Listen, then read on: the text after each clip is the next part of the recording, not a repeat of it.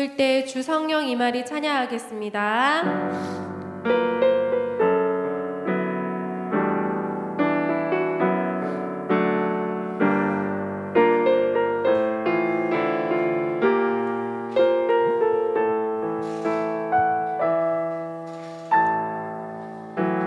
우리 모일 때 주 성령 임하리. 우리 모일 때 주 이름 높이리.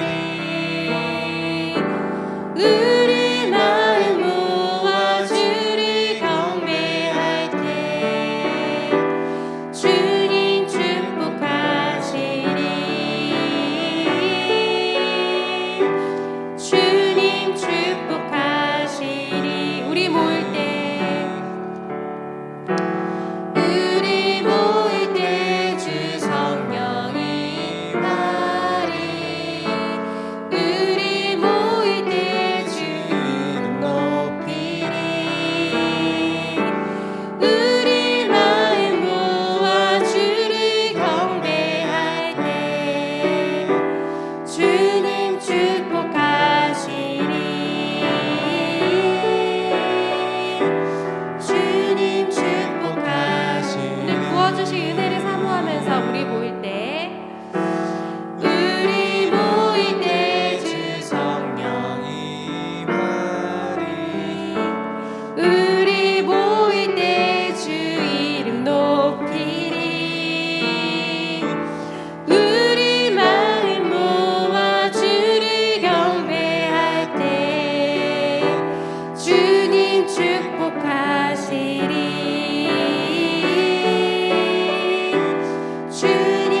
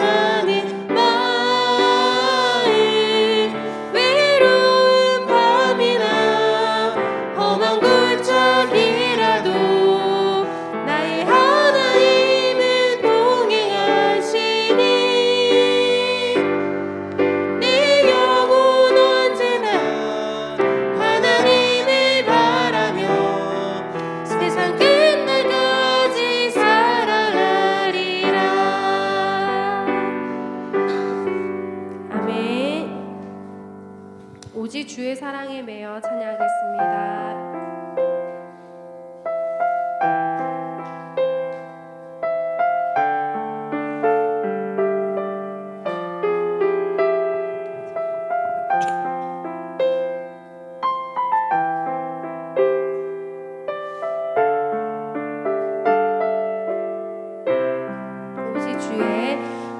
오직 주의 사랑에 매여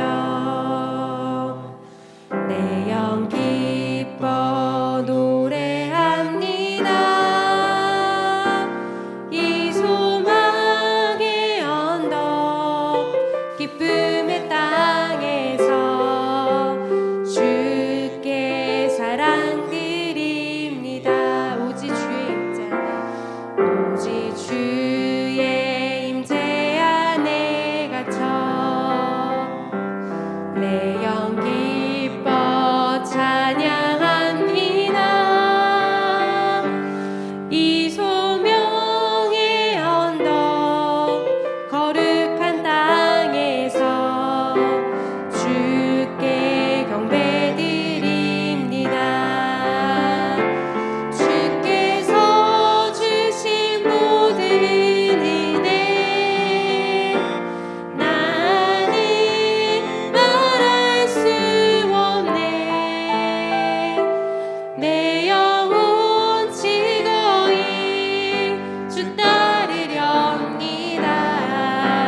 주께 내 삶 드립니다. 오직 주의 사랑에 매여 내 영 기뻐 노래합니다. 이 소망의 언덕 기쁨의 땅에서 주께 사랑드립니다. 오직 주의 임재 안에 갇혀 내 영 기뻐 찬양합니다. 이 소명의 언덕 거룩한 땅에서 주께 경배드립니다. 주께서 주신 모든 은혜 나는 말할 수 없네. 내 영혼 즐거이 주 따르렵니다. 주께 내 삶 드립니다. 주께서 주신 모든 은혜 나는 말할 수 없네. 내 영혼 즐거이 주 따르렵니다. 주께 내 삶 드립니다. 내 영혼 즐거이 주 따르렵니다. 주께 내 삶 드립니다. 주께 내 삶 드립니다. 우리 이 시간 함께 기도하며 나아가도록 하겠습니다. 하나님이 나를 하나님의 자녀로 삼아주시고 또 꿈꾸는 교회로 불러주시고 우리가 각각 처해 있는 처소에서 또 일터에서 살아갈 때에 하나님이 우리를 불러주신 목적과 우리의 사명을 다시 한번 기억하는 시간이 되기 바랍니다. 하나님께서 기뻐하시는 삶으로 살아갈 수 있도록 해달라고, 또 하나님께 뜻을 구하고 하나님의 나라와 하나님의 그 구원 사역 가운데 동참할 수 있도록 해달라고 이 시간 함께 기도하며 나아가도록 하겠습니다. 기도하시겠습니다. 하나님 감사합니다. 우리를 하나님의 자녀로 삼아주시고 하나님이 기뻐하시는 하나님 주님의 그 교회로 하나님 성도로 불러주시니 감사합니다. 하나님 우리가 살아가는 동안에 이 땅에 하나님 나그네의 삶임을 늘 기억하고 하나님이 기뻐하시고 하나님 이 세대를 본받지 말고 하나님이 진짜 원하시는 바가 무엇인지 늘 구하며 하나님 원하시는 삶으로 살아갈 수 있도록 우리에게 믿음을 더하여 주시옵소서. 하나님 우리가 믿음이 연약하오니 하나님께서 우리에게 믿음을 더하여 주시옵소서. 우리가 하나님의 말씀을 통하여서 하나님의 뜻을 구할 수 있게 하시며 하나님과 기도로 날마다 교제하며 성령 충만해질 수 있도록 하나님 성령을 부어 주시옵소서. 하나님 우리가 할 수 있는 것이 아무것도 없사오니 하나님 우리를 불쌍히 여겨주시고 하나님 우리의 연약함을 통하여서 하나님의 온전히 영광이 드러날 수 있도록 하나님 은혜를 더하여 주시옵소서. 하나님 이 교회 가운데 하나님 많은 일꾼들을 불러주시고 또 하나님 믿는 자들이 많이 늘어나고 하나님 복음을 전하는 귀한 우리 교회가 되게 하여 주시고 하나님 이 모든 사역들을 감당하는 목사님 함께하여 주시고 늘 성령으로 붙들어 주시며 말씀의 능력의 말씀들이 선포될 때 하나님 그 말씀의 능력이 있어서 하나님 우리가 그 말씀을 통하여 은혜 받고 하나님 우리가 늘 그 말씀을 기억하며 날마다 살아갈 수 있도록 은혜를 더하여 주시옵소서. 오늘도 하나님 필요한 말씀들을 우리 가운데 허락하여 주시며 하나님 우리에게 꼭 필요한 말씀을 하나님 우리가 간절히 소망하며 나아가기를 원합니다. 하나님 말씀을 부어 주시옵소서. 은혜를 더하여 주시옵소서. 믿음을 더하여 주시옵소서. 이 모든 말씀 예수님의 이름으로 기도드립니다. 아멘. 모두 자리에서 일어나셔서 임내 찬양하도록 하겠습니다.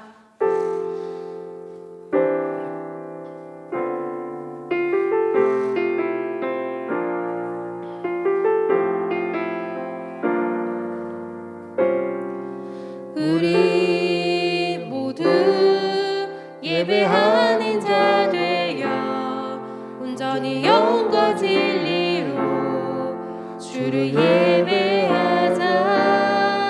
주가 우리와 함께 영원히 함께 하시고 마르지 않는 샘물로 우리 채우시리라.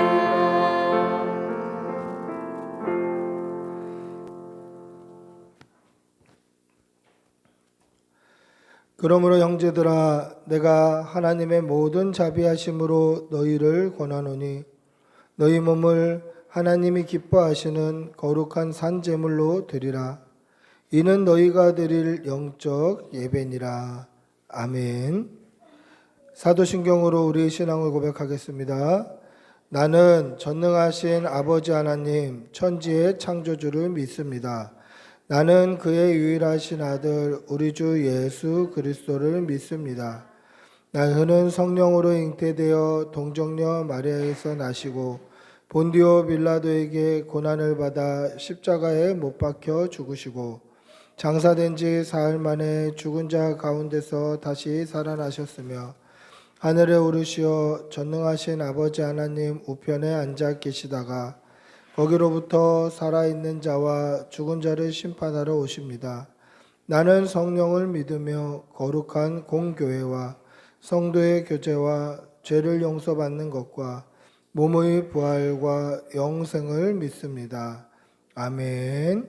찬송가 40장 찬송하시겠습니다.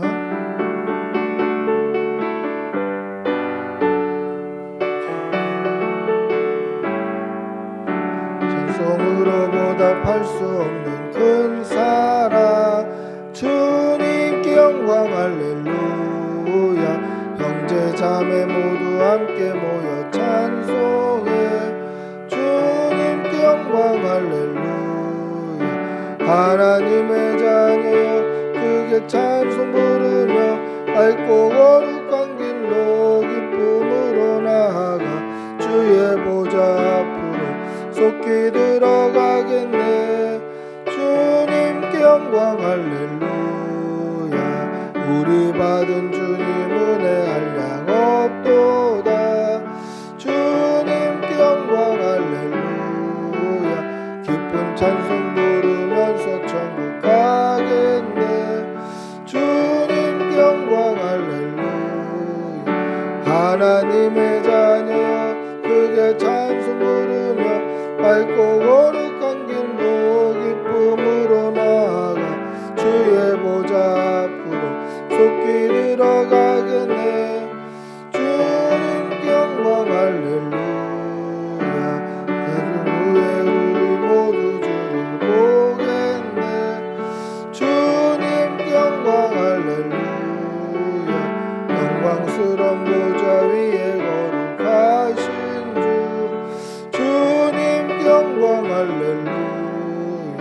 하나님의 자녀 그게 찬수 부르며 밝고 거룩한 길로 기쁨으로 나아가 주의 보좌 앞으로 속히 들어가겠네. 주님 영광 할렐루야. 만국 백성 천국에서 소리 높여서 주님 영광 할렐루야. 너 전영하겠네. 주님 영광 할렐루야. 하나님의 자녀 그게 찬송 부르며 밝고 거룩한 길로 기쁨으로 나아가 주의 보좌 앞으로 속히 들어가겠네. 주님 영광 할렐루야. 참회의 기도를 드리겠습니다. 사랑의 아버지 하나님, 오늘도 주의 전에 나와 예배할 수 있는 이 시간과 이 장소와 또 우리에게 생명과 건강 허락해 주신 은혜 감사합니다. 우리의 주위에 산재에 있는 감사의 제목과 하나님의 은혜가 많이 있음에도 불구하고 하나님, 우리가 그것을 깨닫지 못하고 보지 못하고 마음으로 누리지 못하였던 우리의 지난 날을 용서하여 주시옵소서. 이 시간까지 하나님께서 우리를 살리시고 인도하셨음에도 우리가 그것에 만족하거나 또 감사하지 못하고 하나님께 영광 돌리지 못하고 깨닫지 못하였던 것 용서하여 주시옵소서. 하나님께서 하나님의 말씀 따라 살라고 우리에게 하나님의 말씀을 주셨음에도 그 말씀대로 순종하지 못하고 하나님의 자녀다운 삶을 살아내지 못하였던 우리의 죄를 용서하여 주시옵소서. 하나님 중심으로 말씀 붙들고 믿음 붙들고 나아가야 되는 것이 성도의 당연한 삶이라는 것을 알면서도 그렇게 살아내지 못한 우리의 지난 날을 하나님 앞에 고백하오니 깨끗이 씻어 주시옵소서. 하나님, 항상 진실해야 하고 하나님 앞에서 신실해야 함에도 우리는 거짓되고 외식하였고 서로 사랑해야 됨에도 미워했고 부모를 공경하고 이웃을 내 몸과 같이 사랑하라 했음에도 불구하고 때로는 불평하였던 것 용서하여 주시옵소서. 우리에게 예수 그리스도의 향기가 나타나기보다는 사람의 악취가 풍겼으며 그리스도의 편지라고 말씀하셨음에도 불구하고 우리를 통하여서 예수가 전달되지 못하였던 우리의 삶을 돌아봅니다. 하나님, 용서하여 주시고 깨끗이 씻어 주시옵소서. 지금은 하나님과 나만이 아는 죄를 생각하며 묵묵히 참회의 기도를 계속합니다. 주님, 용서해 주시옵소서. 정결케 하여 주시옵소서. 거룩하게 하여 주시옵소서. 주님, 도와주시옵소서. 주님,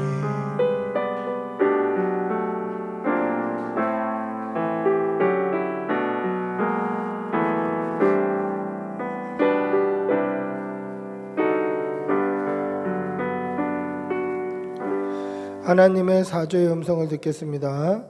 만일 우리가 우리의 죄를 자백하면 그는 미쁘시고 의로우사 우리 죄를 사하시며 우리를 모든 불의에서 깨끗하게 하실 것이니라.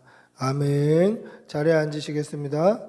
찬송가 338장 찬송하시겠습니다. 338장입니다.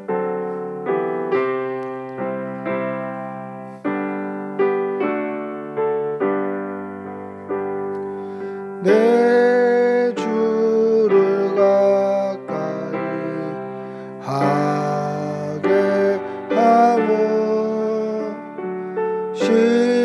십자가 짐 같은 고생이나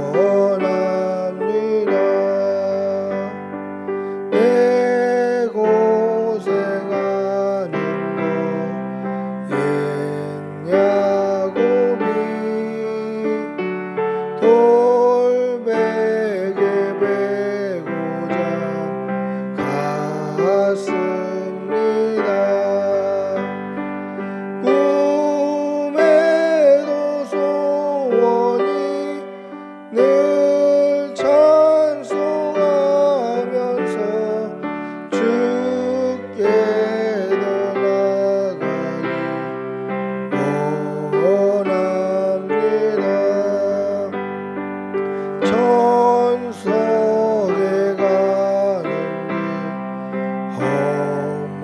험하여도 생명길 되나니 은혜로다. 천사 날 부르니 늘 찬송하면서 주께 더 나가기 원합니다. 야곱이 잠깨어 일어나는 돌다리 쌓은 거 본받아서 숨질 때 되도록 늘 찬송하면서 주께 더 나가기 원합니다.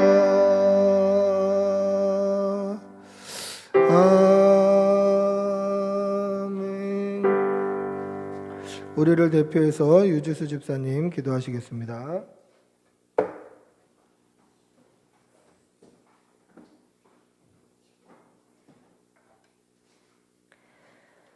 사랑의 하나님, 우리를 주님의 자녀 삼아주시고 오늘도 예배의 자리에 나오게 하심을 감사드립니다.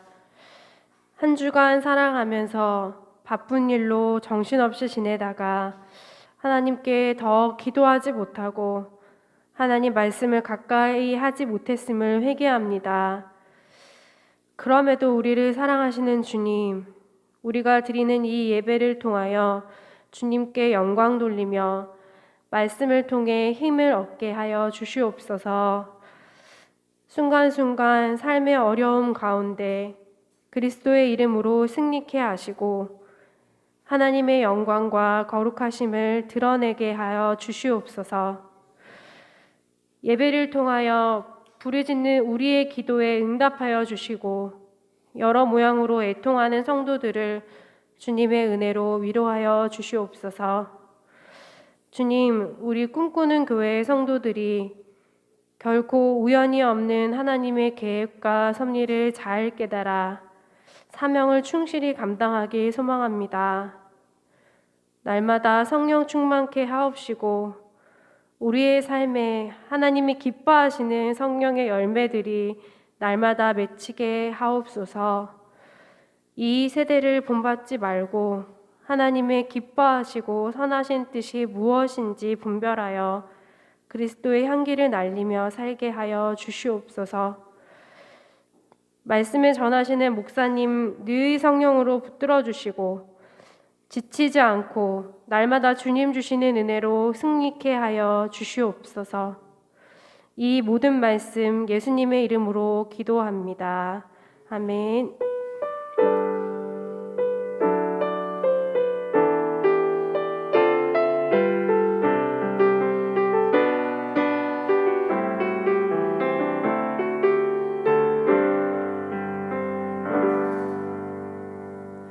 아멘.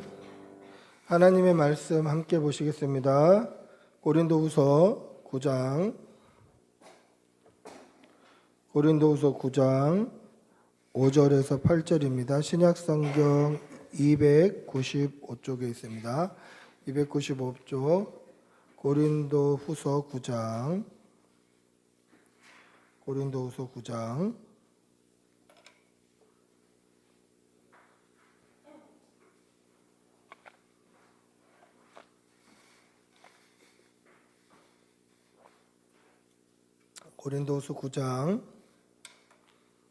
5절에서 8절까지 말씀. 고린도후서 9장 5절에서 8절. 천천히 한 목소리로 함께 읽겠습니다. 같이 읽습니다. 그러므로 내가 이 형제들로 먼저 너희에게 가서 너희가 전에 약속한 연보를 미리 준비하게 하도록 권면하는 것이 필요한 줄 생각하였노니 이렇게 준비하여야 참 연보답고 억지가 아니니라.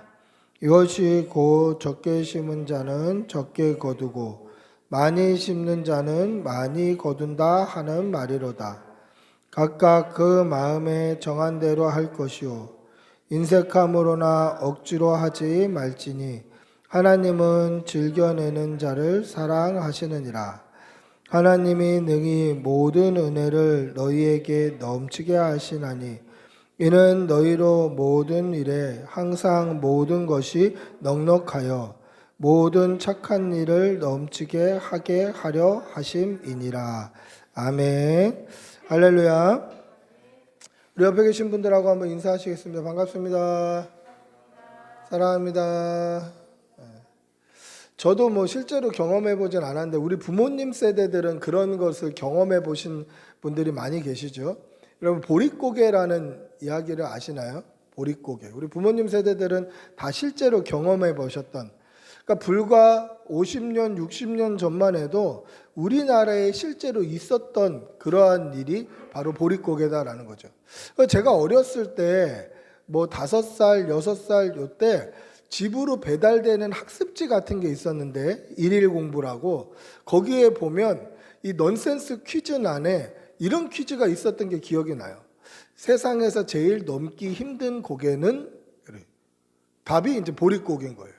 그러니까 70년대 후반만 해도 그 보릿고개라는 것이 뭐 완전히 다 없어졌던 건 아니었던 것 같아요.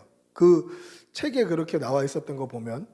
어쨌거나 이 보릿고개라는 것은 어떤 거냐면 가을 때 얻은 이 곡식들이 겨울을 지나면서 다 소진이 되었을 때, 그래서 6월 달에 보리가 피기 전까지 겨울을 나면서, 왜 배가 고프면 산에 올라가서 뭐 풀뿌리라도 캐 먹고 뭐 나물이라도 캐 먹고 할 수 있는데 그런 것을 할 수 없는 겨울, 이 겨울이 되면 정말 먹을 게 없는 거죠.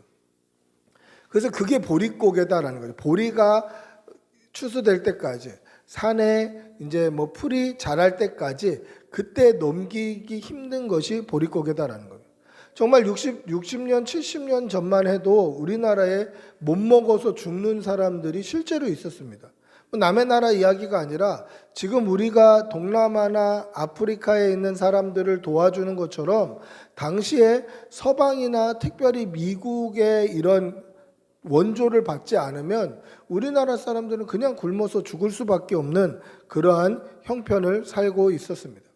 근데 보릿고개가 정말 힘들었던 이유 중에 하나는 먹을 게 없는 것, 뭐 이게 1차적이지만 또 한 가지는 먹을 게 있어도 먹지 못하는 고통이 더 큰 거예요.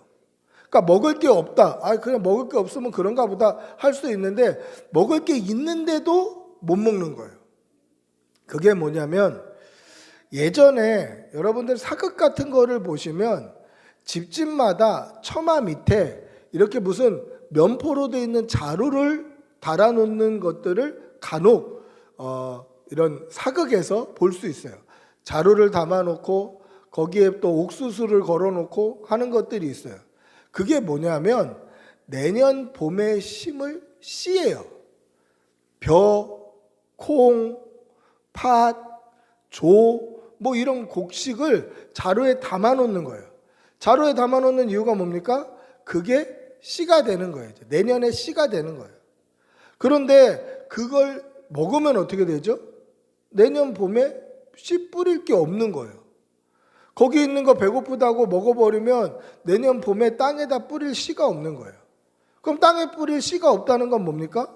가을에 적게 거둔다라는 거예요. 그래서 이 종자씨라고 하는데 이 종자씨는 건드리지 않아요. 굶어 죽는 한이 있어도 이건 지키는 거예요. 그래야 내년 가을에 풍성하게 먹을 수 있기 때문에 그렇습니다. 즉 적게 심은 사람은 적게 거두고 많이 심는 사람은 많이 거둔다라는 것이죠. 이것이 자연의 법칙 같지만 사실은 영적인 법칙이에요. 자연의 원리 같지만 사실은 영적인 원리예요. 적게 심으면 적게 거두고 많이 심으면 많이 거둔다. 이게 농사 짓는 사람들에게만 필요한 그런 얘기 같지만 사실은 그게 아니라 이것이 사실은 영적인 원리다라는 것이죠. 여러분, 왜 적게 심는 사람이 생길까? 그걸 알면서도 왜 적게 심는 사람이 생길까? 왜 그렇습니까? 씨를 뿌려야 될 종자씨를 다른 곳에 사용하는 거예요. 땅에 뿌려야 될 것을 다른 데다 사용하는 거예요. 그게 뭐 엄한 데 사용하는 게 아니잖아요. 아이, 내가 배고파서 죽게 생겨서 그래서 먹은 거지. 그렇게 얘기할 수 있죠. 그런데 그 결과가 참담하다라는 것입니다. 여러분, 오늘 우리가 읽은 본문인 고린도후서 9장은 별명이 있어요. 뭐 이런 별명들이 있는 성경들이 있지 않습니까? 고린도전서 13장은 사랑장이다. 뭐 이렇게 특별히 별명이 있는 성경들이 있는데 고린도후서 9장의 말씀은 연보장이다 이렇게 얘기해요. 헌금에 대한 말씀이다라고 아주 유명한 그러한 성경장입니다. 그런데 제가 이 말씀을 읽어보면서 물론 연보에 대한 말씀이 1차적으로 맞기는 하나 하나님 나라의 연보의 원리를 생각해 보면 이것은 단순히 물질을 드리는 정도의 차원이 아니라 하나님께 마음을 드리는 우리의 마음과 우리의 정성과 우리의 힘과 심지어는 나의 전심과 생명까지 드리는 그러한 연보장이다라는 것을 알 수 있어요. 단순히 물질만 얘기하는 게 아니에요. 물질을 드릴 때 그 가운데 마음이 있는가 하나님은 그것을 보시더라는 것이에요. 여러분, 오늘 이 말씀을 통하여서 하나님 앞에 우리의 전심, 우리의 온 마음을 즐겁게 드리시는 여러분들이 되시기를 축복하고 기도합니다. 할렐루야. 누가복음 21장에 보시면 한 과부의 헌금 장면이 기록되어 있습니다. 예수님께서 제자들과 함께 성전 앞에, 회당 앞에 이렇게 앉아 계셨어요. 그럼 성전 앞에는 뭐가 있었냐면 헌금함, 연보함이 있었어요. 그 연보함에 사람들이 동전을 넣죠. 그러면 어떻게 보이냐면 동전이 떨어지는 소리, 그게 묵직하게 들리면 아, 저 사람 많이 냈다. 가볍게 들리면 작게 냈다. 이게 다 보이는 거예요. 보고 있으면. 제자들과 예수님도 그것을 보고 계셨어요. 그런데 어떤 과부가 2렙돈, 지금으로 치면 500원, 뭐 200원 이 정도 되는 아주 작은 양의 동전을 거기다 2개를 딸깍딸깍 넣었어요. 떨어지는 소리도 작게 났겠죠. 사람들이 드리는 것도 다 봤을 것입니다. 그때 예수님께서 뭐라고 말씀하십니까? 이 가난한 과부가 다른 모든 사람보다 많이 넣었도다. 저들은 풍족한 중에서 헌금을 넣었거니와 이 과부는 그 가난한 중에서 자기가 가지고 있는 생활비 전부를 넣었느니라 그렇게 말씀하시더라는 거죠. 그러니까 예수님의 관점, 하나님의 관점은 뭡니까? 금액이 아니래요. 금액이 아니라 금액을 내는 사람의 중심을 보시는 거예요. 부유한 중에서 많이 동전 주머니가 묵직하게 떨어질 때 쿵 소리가 나게 그렇게 넣는 것, 그거보다도 작은 동전 2잎이라 할지라도 그 가운데 하나님을 사랑하고 하나님을 기뻐하고 하나님께 정말 이것을 드리기에 즐거워하는 그 기쁨의 마음, 전심을 함께 넣었는가, 그걸 더 중하게 보시더라는 거죠. 여러분, 이 사실을 믿으시기 바랍니다. 제가 오늘 헌금 많이 내라는 말씀 드리는 게 아니에요. 무슨 얘기입니까? 금액은 상관없어요. 금액은 하나도 상관없어요. 만약에 우리가 헌금을 적게 내서 우리 교회 재정이 어려우면 하나님이 다른 방법으로 채워주셔요. 이걸 수도 없이 많이 경험해요, 우리가. 그런데 그게 중요한 게 아니라 뭐가 중요합니까? 내가 하나님 앞에 드릴 때에 즐겨 드리는, 기쁘게 드리는 나의 마음도 함께 드리고 있는가? 그게 중요한 거예요. 그러면 제가 사실대로 고백하면 저는 지금 교회를 개척하고 담임 목사가 된 지금 제가 드리는 11조가 제가 부교육자 생활할 때보다 훨씬 적어요. 근데 중요한 건 금액이 아니에요. 내가 기쁘게 드리고 있나? 정말 하나님 앞에 전심으로 드릴 때 내 마음을 함께 드리고 있나? 이게 중요하다라는 거죠. 여러분, 하나님께 우리의 마음과 뜻과 정성과 전심을 드리시는 여러분들이 되시기를 바랍니다. 여러분, 이게 신앙생활이에요. 우리가 하나님 앞에 물질을 드릴 때 기뻐야 돼요. 하나님 앞에 마음을 드릴 때 기뻐야 돼요. 하나님 앞에 찬양을 드릴 때 기뻐야 돼요. 하나님 앞에 기도를 드릴 때 기뻐야 돼요. 즐겁게 기도하고 즐겁게 찬양하고 즐겁게 예배하고 즐겁게 헌금하고 즐겁게 헌신하고 즐겁게 봉사해야 돼요. 여러분, 이게 신앙생활이에요. 하나님은 마음을 받으셔요. 만약에 기쁘고 즐거운 마음이 없다면 여러분, 천국 가면 천국이 지옥 같아지는 거예요. 매일 하나님 예배하고 찬양하고 기뻐하고 이렇게 해야 되는 천국에서 하나님 앞에 드릴 때마다 마음이 불편하고 힘들고 어려우면 천국에서 기쁘지가 않은 거죠. 천국을 살고 있지만 마음은 천국이 아닌 거예요. 여러분, 하나님 앞에 마음을 들이시는 여러분들이 되시기를 바랍니다. 예배 전에 나오실 때마다, 찬양할 때마다, 기도할 때마다 즐겁게 마음으로 하나님을 예배하고 찬양하는 그러한 성도들이 되시기를 축복하고 기도합니다. 할렐루야. 그럼 아까 했던 질문을 한 번 더 합니다. 적게 심으면 적게 거두는 걸 알아요. 근데 왜 적게 심는 사람들이 생길까? 아까 뭐라고 말씀드렸습니까? 그걸 다른 데서 써서 그렇다. 그러면 왜 적게 심는 그러한 마음이 생성이 될까? 우리 마음 가운데. 다른 데서 쓰고 싶은 마음이 왜 생성이 될까? 크게 두 가지로 알 수 있는데, 첫째는 심는 것이 아깝기 때문에 그래요. 여러분, 심는 것을 한번 생각해 보세요. 제가 씨를 심는 이 행위를 한번 보세요. 씨를 심으면 어떻게 되죠? 이게 씨예요. 자, 씨를 심으면 어떻게 되죠? 씨를 심으면 제 손에 떨어서 땅에 떨어져요. 씨를 심으면 내 손에서 떠나서 땅으로 떨어지는 거죠. 내 손을 떠나는 거예요. 그러니까 내 손을 떠나는 것 자체가 아까운 거예요. 그래서 적게 심는 거예요. 내 거라고 생각했는데, 이 씨가 내 것이라고 생각했는데 내 손을 떠나서 땅에 떨어지는 행위, 그 그림만 보면 어떻습니까? 그 행위 자체만 보면, 방금 제가 땅에 떨어뜨리는 행위 자체만 보면 어떻게 보이죠? 땅에 버리는 것처럼 보여요. 그러니까 이 씨가 내 손에 떨어져서 땅으로 떨어지는 걸 그냥 내 손에, 내 것이 땅으로 버렸다라고 생각이 되는 거예요. 그러니까 적게 심는 거죠.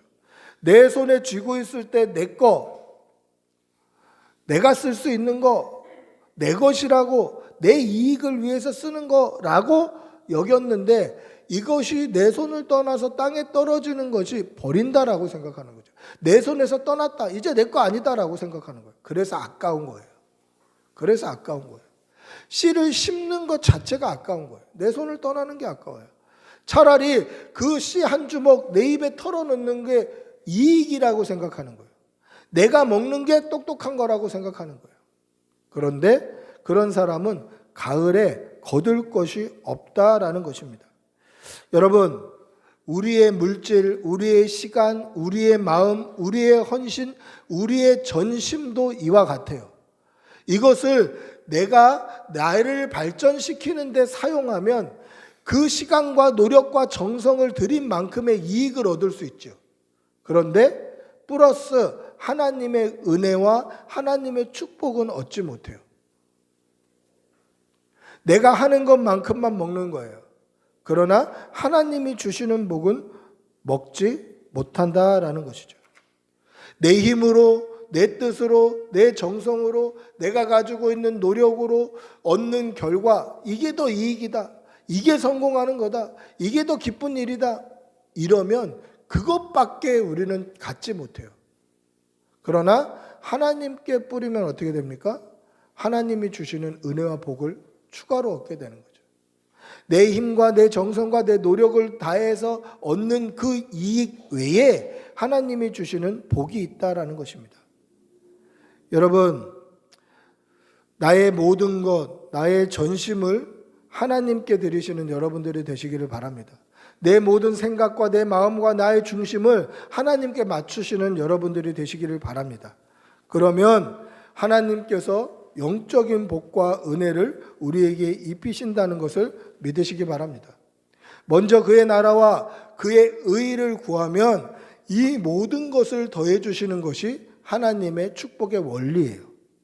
따라서 우리의 삶이 내가 가지고 있는 것, 이것 붙들고 살면 더 풍성하고 부유해지는 것이 아니라 하나님께 완전히 내 생명까지, 내가 쥐고 있는 것 다 드리고 내 생명까지도 완전히 하나님께 맡겨버리면 하나님께서 그것 받으시고 우리에게 꼭 필요한 것들로 채워주심을 믿으시기 바랍니다. 아까 2 렙돈을 넣었던 과부에게는 어떤 고백이 있었을까요? 분명히 예수님 말씀하십니다. 생활비 전부를 넣었느니라. 그 말은 뭡니까? 그거 넣으면 먹을 게 없다는 얘기예요. 생활비가 없다는 얘기예요. 근데 왜 그걸 하나님이 기쁘게 받으시죠? 하나님께 드리는 마음, 그 사랑, 그 믿음의 중심을 보시고 그 생활을 책임져 주신다는 그러한 하나님의 축복의 원리가 숨겨져 있기 때문에 그런 거예요. 여러분, 지금 헌금 많이 하라는 얘기가 아니에요. 생활비고 뭐고 다 교회 갖다 바치십시오. 그 얘기하는 게 아닙니다. 이렇게 얘기하고 이런 헌신을 요구하면 이단이에요. 신천지예요, 신천지. 제가 새벽 기도 때도 한번 언급을 했습니다만은 이 교주형 이단들이 이렇게 해요. 다 갖다 바쳐라 막 이러죠. 그 얘기하는 게 아니에요. 조금을 드리더라도 마음을 드려라는 거죠. 물질의 금액과 상관없이 우리의 마음을 드리는 거예요. 내 생명까지도. 그러면 하나님이 우리의 생명을 책임져 주셔요. 이 사실을 믿으시기 바랍니다. 하나님께 마음을 두면, 하나님의 성전에 하나님의 은혜를 쌓으면 하나님께서 성전으로부터 흘러내려오는 복으로 우리를 갚아주셔요. 하나님께 우리의 마음을 쌓으면 하나님으로부터 흘러내려오는 은혜로 우리를 덮어주심을 믿으시기 바랍니다. 이것이 먼저 그의 나라와 그의 의를 구하면 모든 것을 더해 주시겠다는 하나님의 축복의 원리예요. 이 사실을 믿으시기 바랍니다. 여러분, 이스라엘 민족에는 12의 지파로 이루어져 있죠. 제가 이 얘기는 굉장히 자주 하는 이야기입니다. 그런데 이 이야기에 뭔가 오해가 없기 위해서 저는 이러한 이야기를 할 수 있는 기회가 있을 때마다 여러분들에게 하려고 해요. 이스라엘의 12지파는 야곱의 12아들이 기초가 되기는 하나 정확히 야곱의 12아들이 이스라엘의 12지파의 이름은 아니에요. 야곱의 12아들의 이름이 어떻습니까? 르우벤, 시므온, 유다, 레위, 유다. 그 다음에 단, 납달리, 갓, 아셀, 이사갈, 스불론, 그리고 요셉, 베냐민. 이렇게 12명이에요. 그런데 이 12명 중에 레위 지파를 하나님께서 속량물로 속량하시고 이 레위 지파를 제사장 지파로 따로 떼어서 성전에서 일하게 만드셨어요.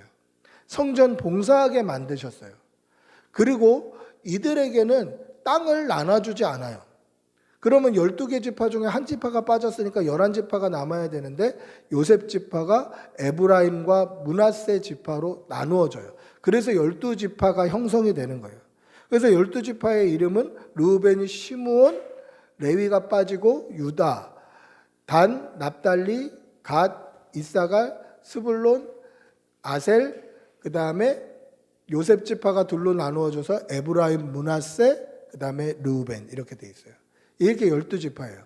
근데 이것을 잘 모르면 요셉 지파를 찾는 사람도 있어요. 12지파 중에.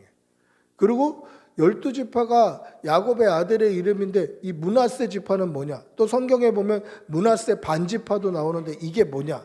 뭐 이런 의문들이 생기게 돼요. 그래서 그런 의문을 해결하기 위해서 저는 이런 이야기를 할 수 있을 때마다 하려고 노력을 합니다.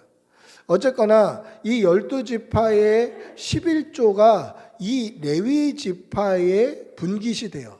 그런데 하나님께서는 이 12지파에게는 땅을 나눠주시고 레위 지파에게는 땅을 안 주셔요. 레위 지파가 얻은 땅은 어느 정도냐면 제물로 쓸 양과 염소와 소를 잠시 맡아두는 목초지, 조그만 목초지, 뭐 조그마다고 그래서 정말 손바닥만한지 모르겠습니다만은 약간의 목초지만 가지고 있었지 그 외에 땅이 없었어요. 하나님께서 이렇게 말씀하셔요. 여호와가 너의 분깃이다. 여러분 이게 위로가 되나요? 이게 위로가 돼야 기쁨으로 하나님을 드리고 예배하는 사람이에요. 하나님이 나의 분깃이다. 하나님이 나의 재산이시다. 하나님이 나의 모든 것 되신다. 이게 우리에게 기쁨으로 다가와야 돼요. 딴 집하는 땅 주고 땅 집하는 뭐 먹고 살 거 다 해주시고 우리에게는 하나님이 분깃이라뇨. 이게 손해로 느껴지면 우리의 믿음을 좀 돌아봐야 돼요. 내가 진짜 믿음이 이거밖에 안 되는구나. 이렇게 생각하셔야 돼요. 여러분 여호와께서 레위 지파의 분깃이 되어 주십니다. 근데 어떠한 원리로 분깃이 되어 주시냐면 백성들의 11조가 레위 지파의 소득이 되는 거예요. 그러면 우리가 뭐 단순한 계산으로 봤을 때 12지파가 100만 원씩을 번다고 하면 이 12지파가 온전히 하나님 앞에 11조를 드리면 이 레위 지파는 얼마를 쓰게 되죠? 10만 원씩 10만 원씩 10만 원씩 해서 12개 하면 120만 원을 쓰게 되고 나머지 12지파는 90만 원을 쓰게 되는 거예요. 그러니까 레위 지파와 성전이 더 부유한 게 하나님의 원리예요. 그런데 그 10분의 1을 하나님 앞에 마음으로 드리면 성전으로부터 하나님의 은혜와 복이 백성 전체에게로 흘러가는 거예요.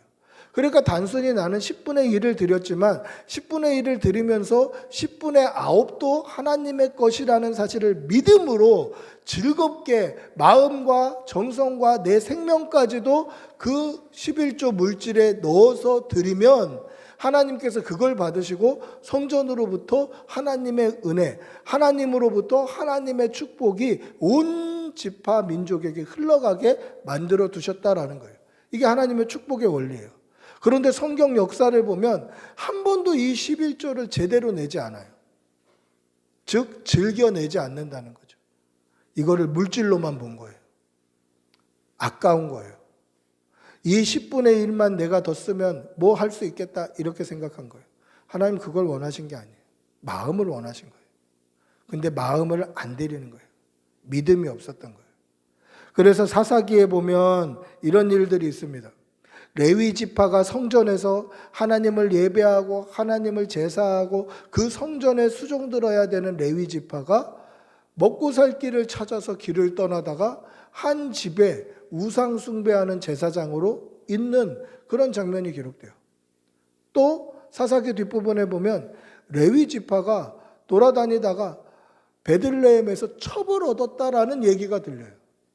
아니 성전에서 수종드는 사람이 첩이 있었다? 그러니까 영적으로 타락한 거예요. 왜 그렇습니까? 백성들이 마음을 하나님께 온전히 드리지 않자 하나님의 복이 끊어지는 거예요. 그러니까 하나님의 복이 끊어지니까 성전으로부터 타락이 일어나는 거죠. 예배가 안 되고 믿음 생활이 안 되고 하나님 앞에 흘러가야 될 그 영적인 축복이 끊어지는 거예요. 여러분 혹시 이것이 우리의 믿음은 아닌지 좀 돌아보시기를 바랍니다. 하나님 앞에 내가 기도할 때마다 예배할 때마다 찬양할 때마다 즐거움으로 기쁨으로 온 마음을 드리시기를 바랍니다.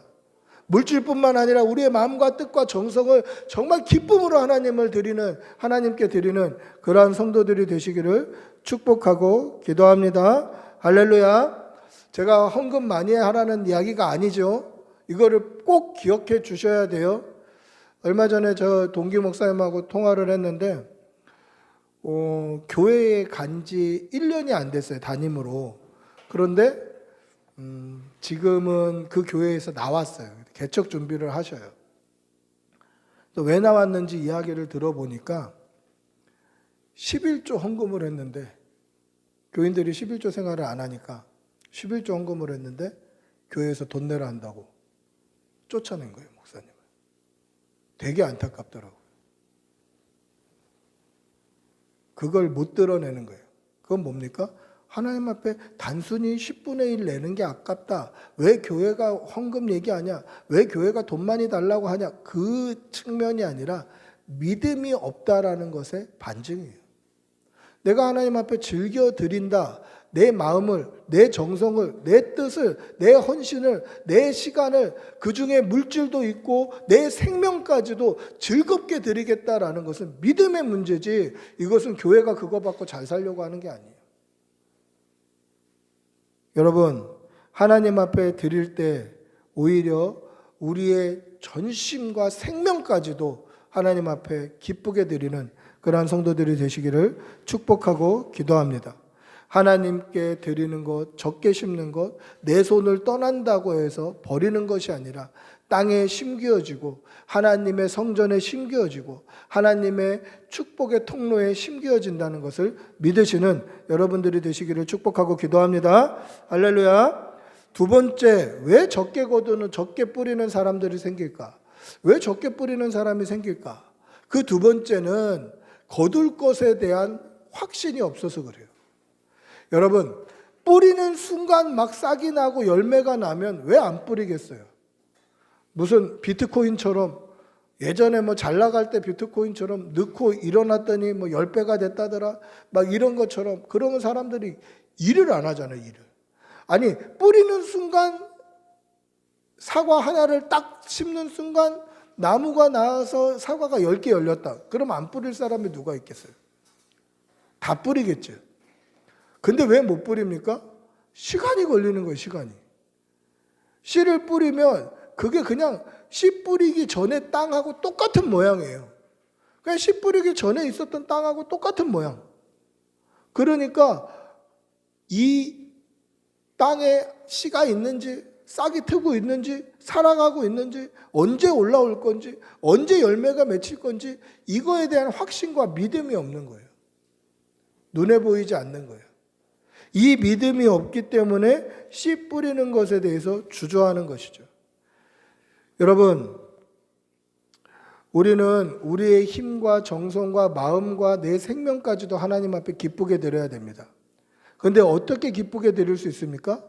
하나님께서 받으신다는 믿음이 있어야 돼요. 또 하나님께서 받으시고 우리에게 필요한 것들로 채우신다는 믿음이 있어야 돼요. 여러분, 이거를 잘못 오해하면 여러분들이 헌금하면 그만큼 복 받습니다. 혹은 여러분들이 헌신하면 그만큼 복 받습니다. 이런 얘기가 아니에요. 여러분, 우리의 믿음은 어디까지 가야 됩니까? 하나님이 은혜 주시고 복 주시는 것을 믿지만 그리 아니하실지라도 나는 하나님 사랑합니다까지 가야 된다고 몇 번 말씀드렸어요. 지금 그 얘기하는 게 아니에요. 여러분, 우리는 하나님의 축복과 하나님의 은혜를 잘 분간하지 못해요. 왜 분간하지 못하느냐면 내가 원하는 축복, 내가 원하는 은혜가 기대하는 게 있어요. 즉 이런 거죠. 여러분들도 뭐 어렸을 때 성탄절 같은 거를 지내보셨잖아요. 그러면 기대하는 선물이 있어요. 기대하는 선물. 근데 이 기대에 못 미치면 어떻게 됩니까? 실망하게 돼요. 근데 하나님의 축복이, 때로는 하나님의 기도의 응답이 내가 생각하고 있는 틀에 벗어나거나 못 미칠 때가 있어요. 그것처럼 보이지 않을 때가 있다는 거죠. 그러면 어떻게 합니까? 이게 복인 줄 몰라요. 근데 언제 복인 줄 알죠? 시간이 많이 지나간 후에 내가 그렇게 기도했을 때 하나님이 그것을 주시지 않았지만 날마다 필요한 것과 쓸 것을 끊임없이 채워주셨구나를 깨달으면 아, 하나님이 응답하셨구나가 깨달아지는 거예요. 내가 생각하고 기도한 틀 이대로 하나님 주십시오. 이게 기도의 응답이 아니라 하나님은 하나님이 원하시는 때에 하나님이 원하시는 방법과 하나님이 원하시는 모양대로 우리에게 응답하시더라는 거죠. 그래서 하나님은 우리의 기도에 응답하시는 분이에요. 이 사실을 믿으시기 바랍니다.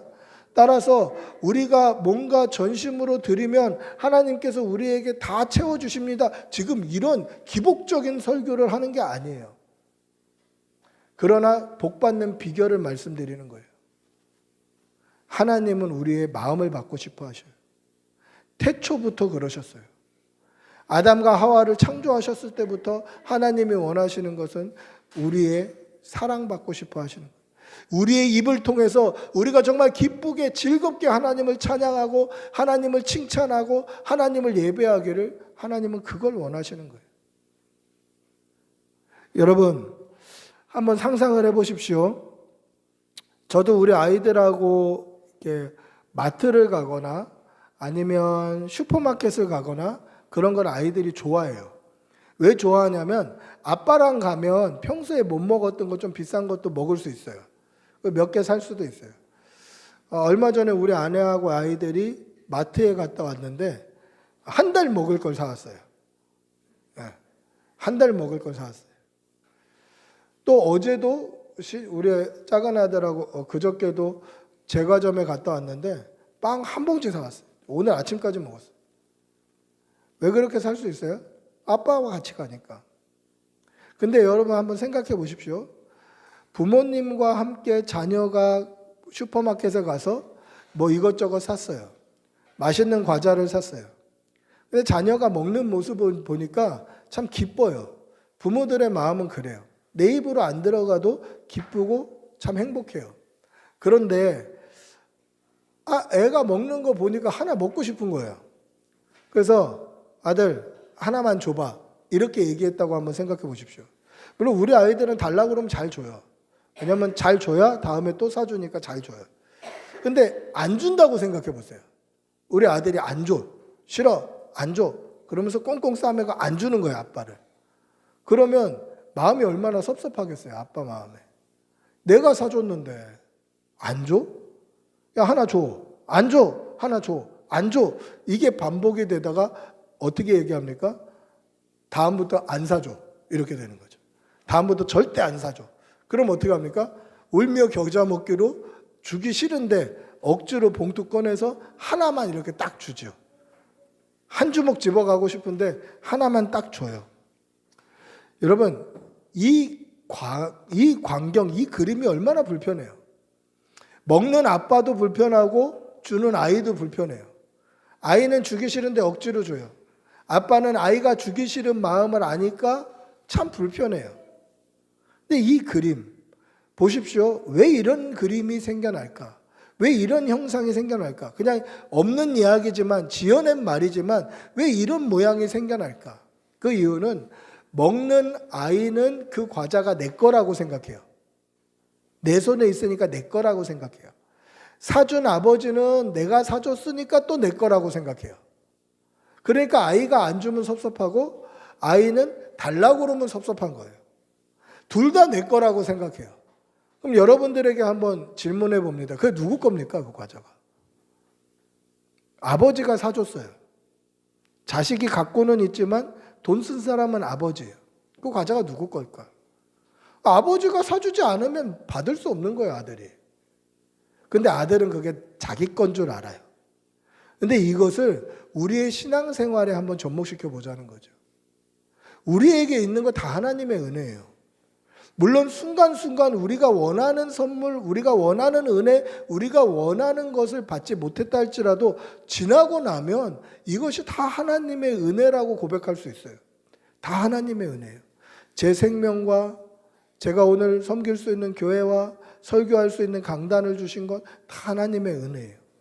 그런데 이 하나님께서 은혜로 주신 것이기 때문에 나에게 있는 모든 것은 하나님의 것이에요. 이 사실을 믿으시기 바랍니다.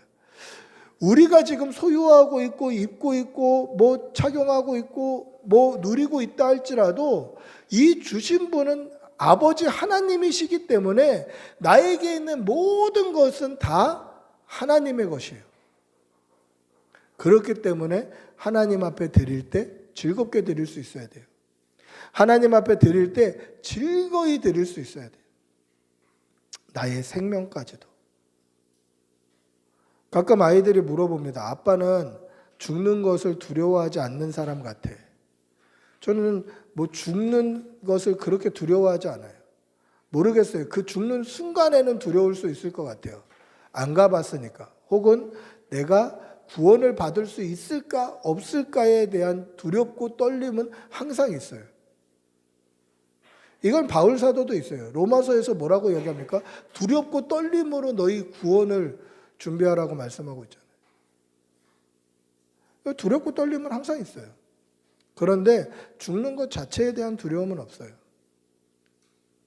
왜냐? 제가 이 땅에서의 사명이 끝나면 하나님이 어련히 데려가실 거예요. 제 생명까지도 하나님 앞에 그냥 드리는 거예요. 제 생명이 끝나는 순간 내 이 땅에서의 소명은 끝나는 거예요. 여러분, 우리가 가지고 있는 것 어느 하나 하나님의 은혜가 아닌 것이 없음을 믿으시기 바랍니다. 그래서 이 모든 것 하나님께 즐거이 아까워하지 않고 기쁨으로 드릴 수 있어야 하는 것입니다.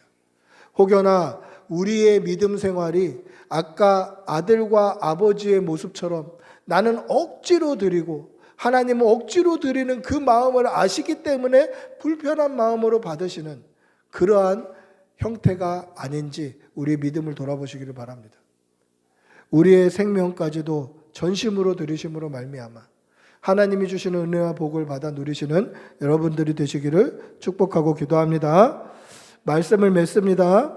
오늘 말씀에 보면 적게 심는 자는 적게 거두고 많이 심는 자는 많이 거둔다라고 말씀합니다.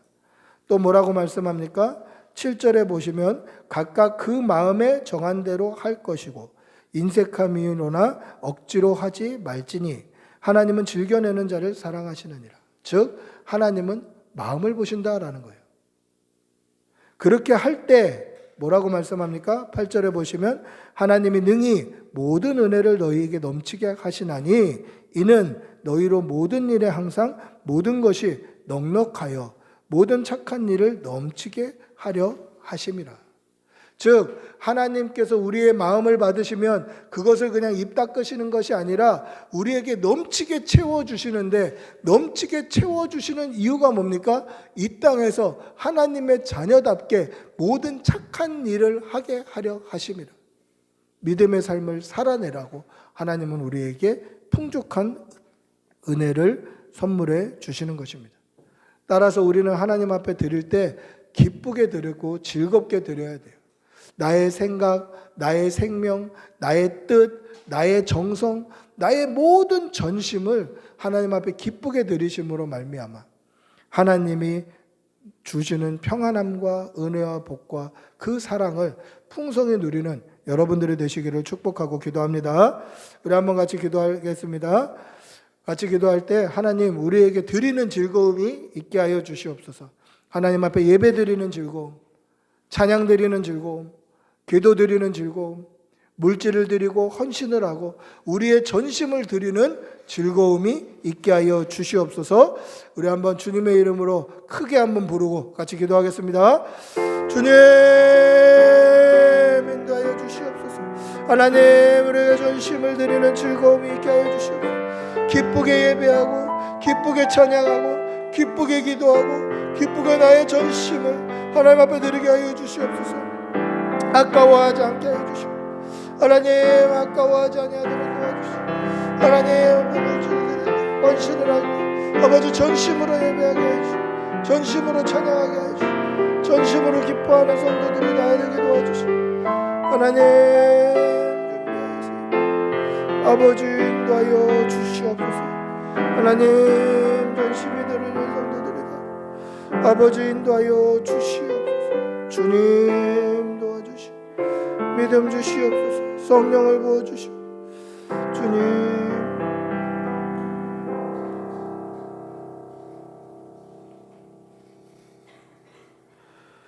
이것이 곧 적게 심는 자는 적게 거두고 많이 심는 자는 많이 거둔다 하는 말이로다. 사랑의 아버지 하나님, 우리가 하나님 앞에 우리의 물질과 시간과 노력과 정성과 우리의 마음과 우리의 생명까지도 기쁘게 드릴 수 있도록 은혜 내려 주시옵소서. 나에게 있는 모든 것, 작은 것까지도 내 것이 아니라 하나님이 주신 은혜임을 잊지 말고 아버지의 것이니 아버지께서 원하실 때에 항상 다 드릴 준비가 되어 있는 그러한 성도가 되게 하여 주시고 하나님 앞에 다 드릴 때에 기쁨으로 드리는 성도들이 다 되게 하여 주시옵소서. 오늘 하루도 하나님께서 힘 주실 줄 믿사오며 우리 주 예수님의 이름으로 기도드리옵나이다. 아멘. 찬송가 430장 찬송하시면서 준비하신 예물 드리겠습니다.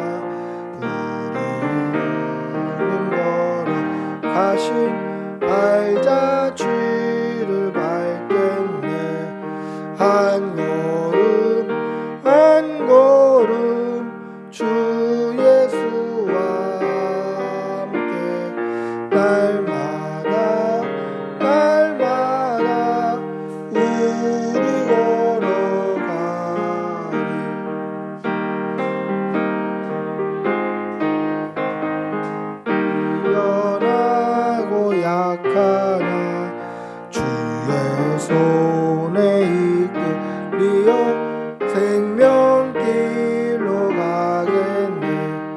한 걸음 한 걸음 주 예수와 함께 날마다 날마다 우리 걸어가리. 빛이 비는 들판이나 험한 골짜기라도 주의 손 인도하는 대로 주와 같이 가겠네. 한 걸음 한 걸음 주 예수와 함께 날마다 날마다 우리 걸어가리.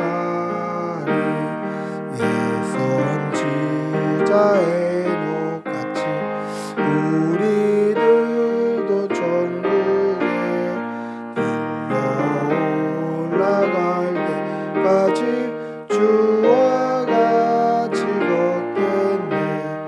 한 걸음 한 걸음 주 예수와 함께 날마다 날마다 우리 걸어가리. 기도하겠습니다. 사랑의 아버지 하나님, 오늘도 우리에게 생명 주시고 우리에게 예배할 수 있는 시간과 장소 주신 은혜 감사합니다. 하나님 앞에 감사의 제목이 너무도 크고 많아서 주의 전에 나올 때 빈손으로 나오지 아니하고 물질 올려드립니다. 이 드린 손길에 하나님께서 복의 복으로 갚아주시고 하나님 앞에 물질을 드릴 때 우리의 마음도 같이 드리게 하여 주시고 하나님께서 받으신 그 목적에 따라 아름답게 사용하여 주시옵소서. 사랑하는 성도의 가정에 물질의 부족함 없게 하여 주시고 건강에 어려움 당하지 않게 하여 주시고 직장과 사업장과 모든 일터에 어려움 없도록 하나님 늘 지켜 보호하여 주시옵소서. 특별히 어린 자녀들 강건케 하여 주시고 하나님의 은혜 풍성한 우리 자녀들 다 되게 하여 주시옵소서. 그리하여서 하나님 앞에 더 많이 헌신하며 인색함으로나 억지로 하는 것이 아니라 기쁘게 하나님 앞에 드리는 그러한 성도들이 다 되게 하여 주시옵소서. 간절히 바라옵고 우리 주 예수님의 이름으로 기도드리옵나이다. 아멘. 광고 말씀드리겠습니다. 주보를 참조해 주시기 바랍니다. 오늘 점심 식사 후에 양육훈련이 있습니다. 다음 주 예배 기도는 이영범 목사입니다.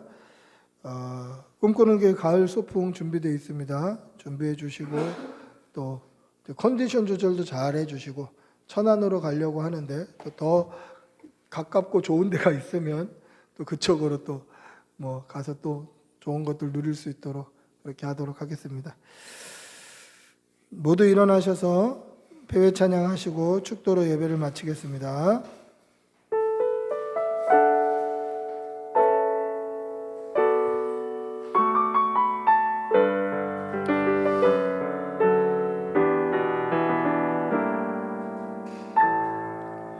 화려하지 않아도 정결하게 사는 삶, 가진 것이 적어도 감사하며 사는 삶, 내게 주신 작은 일 나눠주며 사는 삶, 이것이 나의 삶의 행복이. 눈물 날 일 많지만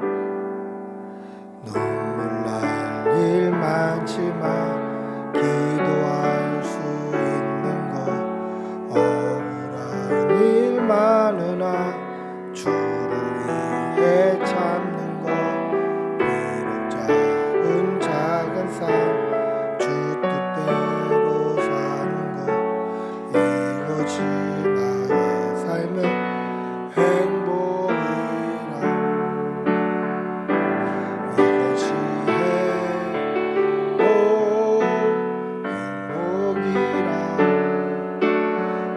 세상이 날 수 없는 하나님 선물 이것이 행복이라오 하나님의 자녀로 살아가는 것 이것이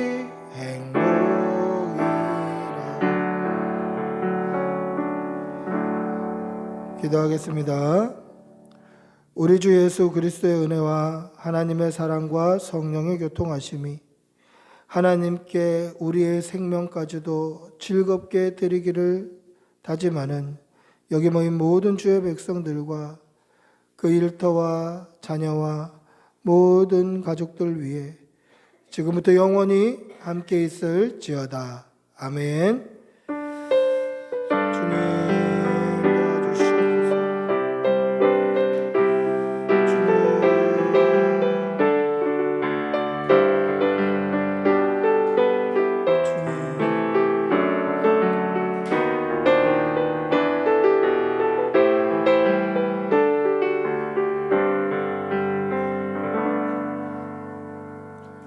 예배를 마쳤습니다.